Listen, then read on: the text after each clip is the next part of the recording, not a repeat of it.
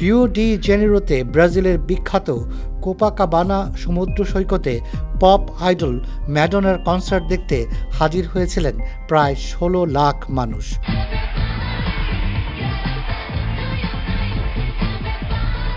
সঙ্গীতে তার ৪০ বছর পূর্তি উপলক্ষে আয়োজিত সেলিব্রেশন ট্যুরের শেষ অনুষ্ঠান ছিল এটি, যা গত বছর অক্টোবরে লন্ডন থেকে শুরু হয়েছিল। কনসার্টটি সবার জন্য ছিল উন্মুক্ত।